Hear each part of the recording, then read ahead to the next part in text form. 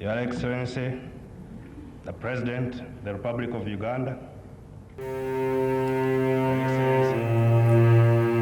okusinziira ku Dr. Kanokiza Besigye bwe yalinga awayamu ne munnamawulire Daniel Kalinaki era ng'ebimu ku byo byafulumizibwa ne mu Daily Monitor wa 2014 mu Desemba. Kyategerekeka nti Besigye olwatuuka mu nsiko yatandika okukola gwasinga okumanya ogw'okujjanjabanga abalinga bafunye ebisago mpozi n'okutendeka abalala abamuyambanga okujjanjaba. Tiwabula mwalimu akaze akeyoleka okuviira ddala mu ntandikwa ak'obutali bwenkanya nga kyekimu ku kyaviirako Besigye enkolagana yo okwonooneka n'abamu ku baali mikwano gye egy'oku lusegere nga bali mu nsiko. Abaduumizi abakulu nti bo obulamu bwe baabeerangamu tebwabanga bubi nnyo kuba abamu baafunanga ku mata, ennyama, enkoko, sigala, omwenge, engoye n'ebintu ebirala ebyali ebizibu okufuna. Era nga n'okwawula mu junior officer ku senior eri abo abaafaanaganyanga amannya, ba junior officer babapaatikangako amannya amalala. Okugeza magala atali ya nkoko basobole okumawula ku komanda era nga abasinga baali balowooza lino linnya lye erya ddala kyokka nga si bwe gwali. Era kyatuuka n'akaseera nga balinawo ebigambo nga sayizi ya komanda okulaga nti ekintu ekirungi oba ekinene kyetaaga kuweebwa komanda era nga bano abatalina kye bali nga bw'afuna ekintu kyonna nga kiri mu sayizi ya komanda abeera alina okukyerekereza. Besigye okuba nti yali musawo naye yanyumirwa ku by'essava kubanga yabeeranga mu high command wabula ng'era ne mu bajjuniya yabeerangayo olw'ensonga nti yali alina okubajjanjaba. Nti era bwe waabeerangawo yafunanga ekintu kyonna okuva mu b'eŋŋanda ze obanga waliwo akimuwadde naye nga kirungi komanda yakimutwalangako n'amutegeeza nti eyo si sayizi ye. Wabula abamu tebyabanyumiranga naye nga tewaali kyakkola. Besigye okugenda mu nsiko yagenda n'akatabo ka Animal Farm oba amaka g'abaawansolo akawandiikibwa George Orwell wabula nti kataka muzalire ebitukula makayi byazalira ku nsiko kuba kaali kamutwaziza mu court martial lwakuba bamu yabasomeramu ebigambo embizi bye zaayogeranga bwe zaanywanga amata ng'abasigadde bo tebanywa. Olunaku lumu Besigye yali ali mu kasiisira ka komando omu wabula nga komando ono buli lunaku yabeeranga ne liita z'amata 5 mu kasiisira ke. Nti era omulundi gumu Besigye yamubuuza amata gano n'amwanukula nti amazima gali nti ye tayagala mata wabula aganywa lwa bulamu bwe. Besigye kye yakola yagenda n'aleeta akatabo k'amaka g'abaawansolo n'amusomeramu embizi bye zaayogeranga nti bannasayansi baakizuula nti amata malungi eri embizi. Wabula komando ono yayanukula Besigye n'amutegeeza nti ebyo byatandise okukola alabika ayagala kutandikawo bwegugungo mu nkambi. Nti era omugenzi Jeno eri tumwine Katonda amusaasire byamusobako eyali omuduumizi wa NRA nga yadda mu bigere by'amagala y'omu ku abo abaawoomerwanga ebyassava. Wabula Besigye ekyamwewuunyisa ensonga zino omukulu bwe yazitegerako yasirika busirisi teyabakangavvula n'ategeeza nti tebasanidde kufaanana nga butululume obufuna ekyokulya ne bukikutulakutulamu era nga wewabeera bw'atafunye ne bukirekawo ne bugenda. Omukulu wabula ng'agamba nti bakkomanda balina okubeera mu mbeera ennungi basobole okuteekerateekera n'okulowooleza abalala. Nti singa wabeerawo obulumbaganyi bwonna obukoleddwa nga bakkomanda bali mu mbeera mbi enjala ebaluma nti olwo bannamagye abasigadde baba bagenda kubeera mu kabi akatagambika. Era bw'atyo n'ategeeza nti ekintu ekibeera nga kifuniddwa nga kitono waakiri komanda akitwala mu kifo ky'okubeera nga bakikutulakutulamu buli omu asobole okufuna kyokka ate ne basigala nga tebakkuse nga bali njala. Besigye wabula yategeeza nti ekyo kyalibadde kikoma ku mutendera ogwo ne kiteeyongerayo kisuse nti kubanga abamu ku bakkomanda baasukka we balina okukoma ne bamenya amateeka g'ekiyeekera. Ekyokulabirako kye yawa nti waliwo we baalumba bbanka n'ekigendererwa ekyokubeera nga bafuna ssente zigula emmere ssaako n'ebyokulwanyisa nti era be baali basindise okubba bbanka eyo ssente baali balina okuzitwala baziwe bakkomanda tiwabula abamu ku bo ssente zino baazeesigaliza. Wabula era ne kino omukulu bwe yakimanya yategeeza nti akadde ako yali tasobola kubeera nga ababonereza kubanga bokka be yali alina okubeera nga baggusa omulimu ogwo. Nga singa addamu kubabonereza kiba kijja kutattaganya enteekateeka z'okuwangula olutalo kubanga akadde ako yali yeetaaga abantu bangi okwekuuma n'okuwangula olutalo. Ng'olwo bwe baba bamaliriza lwajja okutunula mu nsonga ezo. Kyokka bwe kyatuukanga ku Jenosale nga yayina kye yeezizza omukulu yamutabukiranga ng'agamba tayagala kumulaba nga yeesembereza ebintu bitagenda kubayamba. olwo nga bamaze okuwamba obuyinza yali wa mugaso nnyo mu kunnyikiza enkola ey'omugendo mukadde gavumenti y'ekiseera bwe yabeererako. Era mukadde ako Besigye yali atandise okutunuulira nnyo ensonga n'enkaliriza nga kw'otadde n'okuvaayo mu lwatu n'awakanya ebyo bye yali alaba nga si birungi. Besigye yategeeza nti waliwo ebimu ebyakolebwanga nga n'ebitongole bya gavumenti ebimu tebisoose kubeera nga bituula bibeere nga bibikubaganyaako ebirowoozo. Nti era enfunda nnyingi ensonga y'okubeera nti ebintu ebimu byayisibwanga ng'ebitongole by'enjawulo tebisoose kubeera nga bibikubaganyaako ebirowoozo yazanjulanga mu kabineti ssaako ne National Executive Council. Wabula yagenda okulaba nga birabika bitandise okunyiiza omukulu era nga kirabika omukulu yalinga akiraba nti Besigye ali mu kumuyisa mu maaso ssaako n'okubeera nga awakanya okusalawo kwe kwabeera yakuze. Mu 1990 Besigye yawakanya obumu ku buwaayiro obwali buleeteddwa mu bbago ery'okubeera nga liwa bannamagye ssaako n'ab'ebyokwerinda obuyinza obusukkiridde mu lutalo olwali mu mambuka g'eggwanga erya Uganda nga balwanyisa omumpembe Yozefu Mawale Kkoni. Weewaawo nga yagezaako okulongoosa etteeka eryo era ne liyisibwa wabula teryaziyiza kutyobula ddembe lya buntu era ng'etteeka lino lyaleetera Besigye okutandika okubeera ng'akuubagana n'omukulu n'abamu ku baali mu gavumenti nga kw'otadde ne mu magye. Obutakkanya wakati w'omukulu ne Dr. Kanokiza Besigye bweyongerera ddala nga gavumenti y'ekiseera eri mu kuggwaako. Okusinziira ku Besigye agamba nti mukadde ako nga gavumenti y'ekiseera eggwaako abamu baali bagulabanga omukisa okubaako ebintu bye bezza nga tebasuubira kye kiyinza kuddirira singa gavumenti ey'ekiseera eba evuddeko. Era Besigye n'ategeeza nti wano yakitegeerera nti omukulu alabika okulwanyisa obulyake n'obukenuzi kiyinza obutamubeerera kyangu. Besigye yategeeza nti omulundi gumu Ernest Kakwano ngono yali akulira Coffee Marketing Board ssaako ne Eri Lwakooko yali alina akakwate ku mukyala w'omukulu baatuukirira Dr. Kanokiza Besigye nga balina okusaba kwe bakola. Nti mu kusooka omukulu yali asabye Hannington Kaluhange yali alina akakwate ku mukyala w'omukulu okubeera ng'alondebwa kuba marketing manager oba Coffee Marketing Board. Nti era omulimu guno gwali gumaze okubeera nga gulangibwa mu mpapula z'amawulire nti era baakitunzi abakulu mu ggwanga baali bavuddeyo omulimu guno ne babeera nga bagusaba. Omukulu yakubira Kakwano essimu nga wayiseewo ennaku ntono nnyo ng'omulimu guno gumaze okubeera nga gulangibwa. Bwe yamukubira essimu yamutegeeza nti alinawo omuvubuka gw'ayagala okubeera ng'afunira omulimu era n'amubuuza oba waliwo omulimu gwe bayinza okumuwa.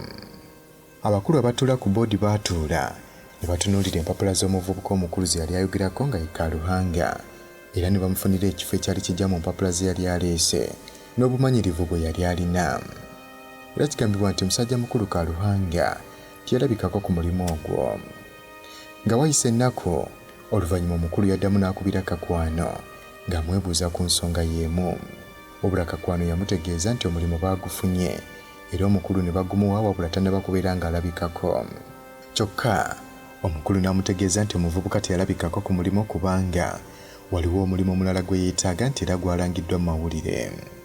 Kakwano ono yategeeza omukulu nti amazima gali nti omulimu ogwo weeguli naye abantu abeetaagisa okubeera nga bagukola beetaaga okuba nga balina obumanyirivu obusinga ku bw'omuvubuka bwe yali alina. Wabula omukulu yamwanukula nti bumanyirivu ki bw'ayogerako obusinga ku bw'omuvubuka bwe yali alina. Kuno n'agattako nti abantu baagamba nti balina obumanyirivu be bakyasinze okuleetera eggwanga lino ebizibu.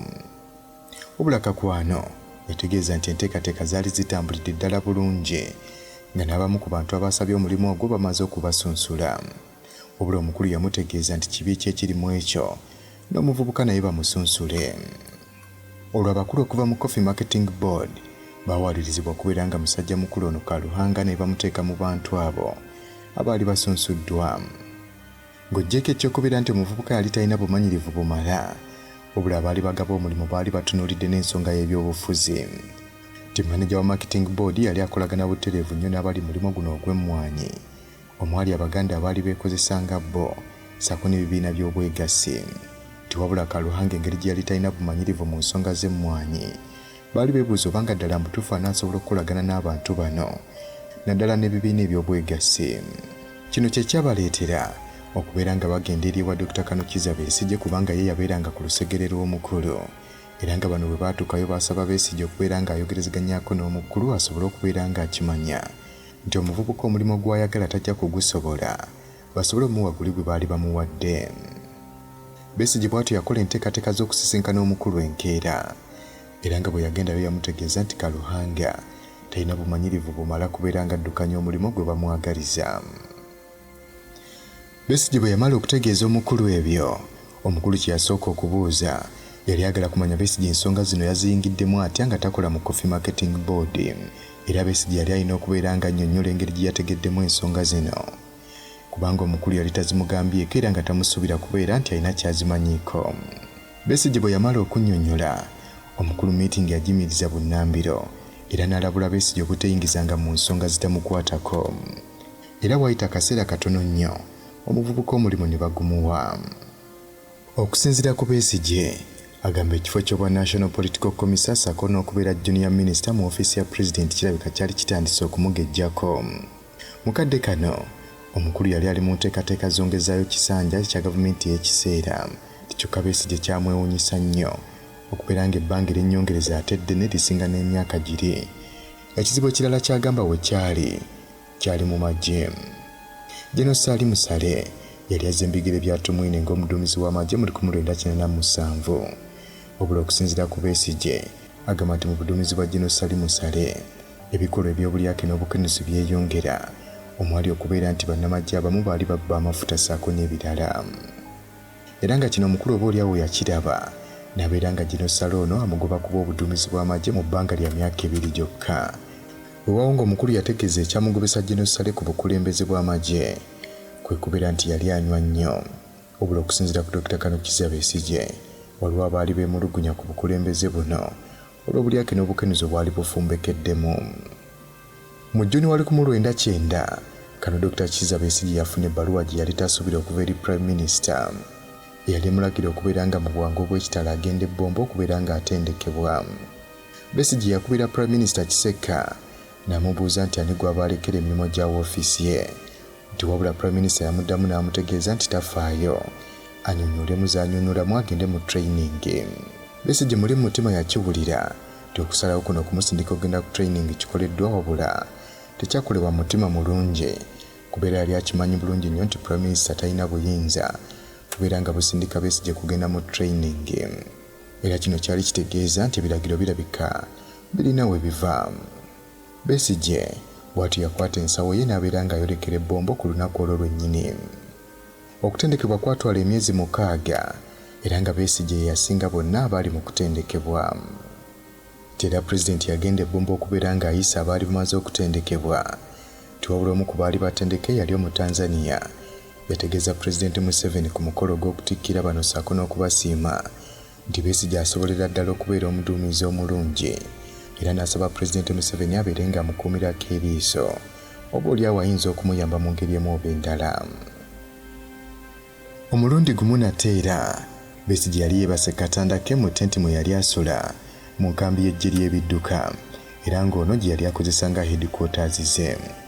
Abayeebase akasimu ne kavuga nga yali Pulezidenti nga yamukubira n'amutegeeza nti amwetaaga enkya ku State House ssaawa 3 ez'okumakya. Mu budde obwo ssaawa zaali 6 ogw'ekiro. Besigye yabukeereza nkokola n'agenda okusisinkana omukulembeze w'eggwanga. Era olwatuukayo omukulembeze teyamulwisa n'amubuulira lwaki amuyise. Besigye olwatuula, omukulembeze n'amubuuza kikyamu kye kimuliko. Besigye kwe kumwanukula nti kiki kyategeeza. Omukulu kwe kuddamu n'amutegeeza nti awulira amuliddemu olukwe kubanga waliwo emboozi nnyingi nnyo ezoogerwa nti Besigye alumba gavumenti, awakanya buli kimu ekibeera kikolebwa nga kw'otadde okuyisaamu abakulu amaaso, ekintu ekiraga nti Besigye si mumativu era omukulembeze kwe kumubuuza kizibu ki. Pulezidenti kwe kwongerako nti bamutegeezezza Besigye ono buli kaseera abeera mu maka gatenyefunza ssaako ne faamu ye nga bateekateeka okulumba gavumenti eno.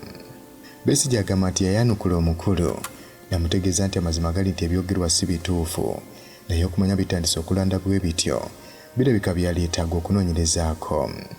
Besigye yategeeza Pulezidenti omukyala Margaret Kibazibira ssenga wa Pulezidenti yali ategeezezza Besigye nga bwe waliwo eŋŋambo eziri mu State House nti Besigye ne Sserwanga Lwanga yali Principal Private Secretary wa Pulezidenti baagala kumwamulako gavumenti.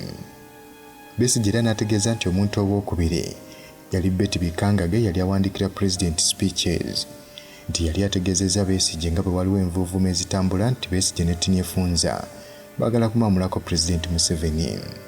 Besigye kwe kusaba pulezidenti akadde ako olw'envuvuumezi okubeera nga ziyitiridde, asaba bazinoonyerezeeko bazuulire ddala amazima ani azitambuza era ziva ludda wa.